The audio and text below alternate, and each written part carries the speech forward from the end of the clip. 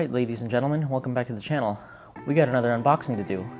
We have the WINDONE K2 Electric bike. Let's unbox it, get it assembled, and take a look at this bike. There was a little damage on the box from shipping. We have a little damage here, but hopefully nothing is damaged inside. This is everything that comes in the box. Packaging seems decent, but let's get everything unboxed and see what we have to assemble. So there's a little package here. Let's see what we got inside. Toolkit, but that's just some spacers and screws. It comes with a bicycle pump. Okay, that's nice. We got the WINDONE K2 user manual. We have the charger, which appears to be a 2-amp charger. Pretty standard for these affordable electric bikes. We got the rear shock, standard rear shock, standard pedals, and here are all the tools for assembly. All right, let's put this bad boy together.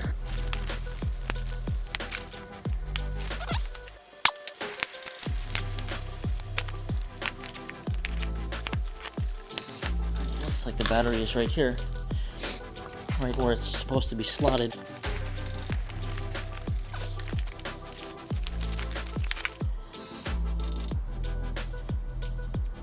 Flip the bike around so we can install the front fender and the tire. Next, we're going to throw on the front tire, and it's nice that comes with this extra padding that covers the rotor so the rotor doesn't get messed up.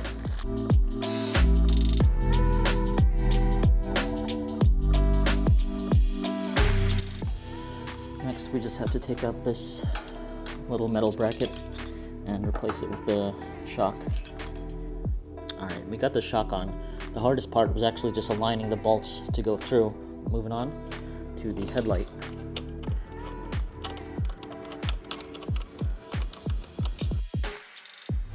But the other thing that I noticed is that the display it looks like it was crushed somehow with the packaging and how it was packaged. So it is all bent. I'm sure I could get it straightened out, but just to be something to be aware of. It is crooked. Alright, the last thing we have to do is install the pedals. We're also going to inflate the tires. What not a better opportunity to use the cyclists. So we got it all assembled and we're powering it on. And the screen is a color display. So I just wanted to give a quick update about the bent or crooked display. I reached out to the company and they basically told me that if I loosen this screw, the screw on the other side, and then the 2 screws on this side, that I should be able to straighten it out. So I did that, and though it's not perfect, it is a lot better than it was before. So thanks to the WINDONE team for getting back to me with the fix pretty quickly. And they assured me that whatever was the issue with the packaging, that they were going to make sure that that doesn't happen in the future with any other of your bikes. So hopefully you guys are good when you get your WINDONE e-bike. Alright guys, we are now outside doing the ride review of the WINDONE K2 Electric bike. There might be rain incoming, so I don't know if this is going to be a full review today or if we're just going to do our first impressions because inbound rain. Alright, so just off the bat, this is a budget / affordable e-bike. This bike only retails, well, currently it's showing it's on sale for $799, so that's $800. That's a sub $1,000 e-bike that has pretty decent specs for that price tag. Any e-bike that's going to be sub $1,000, there are going to be some shortcomings. It's just like you have to expect that. But for the cost of this bike, first impressions, I did ride it just the other day just to test it out. It feels pretty good for the price, for what it is. I mean, just a quick rundown of the specs. It has a 500 watt motor that peaks at 700 watts, I believe. So it's not going to be the fastest bike. It is advertised to get up to 28 miles per hour. And when I did test it out, it I was hitting 27, so it's a little bit shy. Maybe lighter people or better terrain could get a little bit higher top speed, but that was maxing it at full throttle. It has a pretty small battery. It's a 48 volt, 13 amp hour battery, so it's not the biggest battery. But the bike surprisingly feels decent. Decent for the price tag, I should say. Let's take a quick look. One of the first things I noticed is that it's a tall bike. You probably can't see, but this is above my waistline. It's probably like, if I guesstimate it, it's probably 33 inches off the ground, the seat height. There's nothing too crazy about the bike. It's just a basic moped style e-bike. And like I said, I'll go through the full specs later. But for what it is, it's not bad. And I believe I just saw a video of JB360. He actually reviewed the E2 model. It's like the full suspension model. It's like the Ghost Cat style. This is more of like a Super73 style. It is dual suspension, but just because something's dual suspension doesn't mean it's comfortable. My first impressions is the front suspension feels pretty good. The rear, not so much. Like I said, it is a $800 bike. There's no functional brake light that I'm aware of. It just has this light that you could turn on. Basically, it's a moped-style fat tire e-bike. Yeah, this is a tall bike. This is the tallest bike in my garage. So it's a little hard for me to mount, but it's not undoable. I'm basically on both tippy toes when riding this. But like I said, for the price, the bike feels decent. I'm not gonna lie. The torque, initial torque, it does have the 48 volt torque feel, which feels decent. It feels good up until about 20 miles per hour. And then above 20 miles per hour, that's when you're gonna start feeling that it starts to struggle. I did get it up to, I believe, 27 miles per hour. And that was like, I was topping it out there. A couple other things about this bike is that it does have a horn and it's pretty loud. It's a full twist throttle. It's not a half twist like the website says. It has 7 gears, so it has a derailleur, so it feels pretty good to pedal. And it has 5 pedal assist speeds. It is a very comfortable bike to pedal.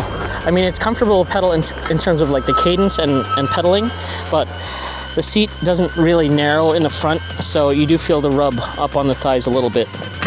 The suspension, the front suspension feels good. I don't know if you can see, but it's pretty bouncy. The rear is pretty stiff, and the seat is a little tough itself. It's pretty hard, so the riding is a little bit stiff, but that's one of the shortcomings of the bike. All right, I wasn't planning on doing a hill test, but we're already here, so let's just do a quick throttle hill test right here. From a dead stop, we're gonna go just throttle, full throttle.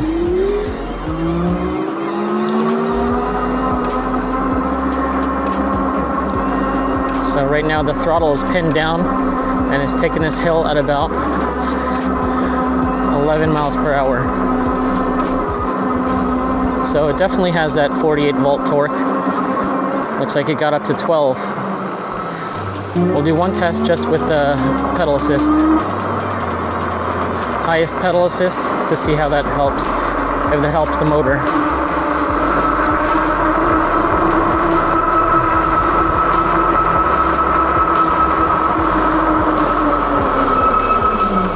Okay, so actually the brakes are pretty good.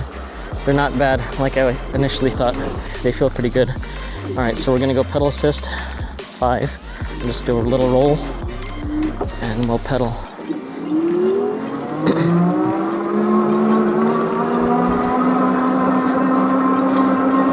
Usually when you use pedal assist, it gets a little bit faster if you're helping. In this case, it is helping, but only about 1 mile per hour more. Looks like it's going up 12 or 13 miles per hour. Yeah, so this bike, even though it's a budget e-bike, affordable e-bike, it's a good base for a custom build. I'm gonna go full speed here.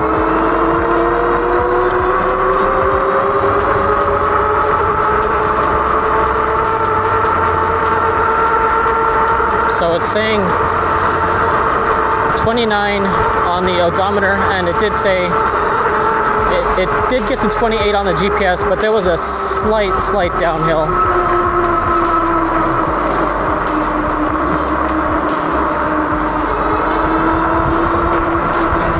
So for the price, this bike does have decent specs.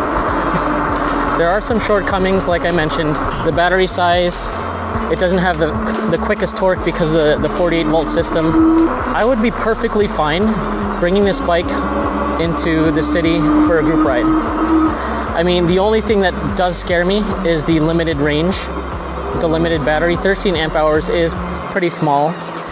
So I would 100% bring my charger, just because I would have to charge basically at the beginning of the ride and make sure I charge at any charging spots, because you never know. You know, you'd rather be safe than sorry.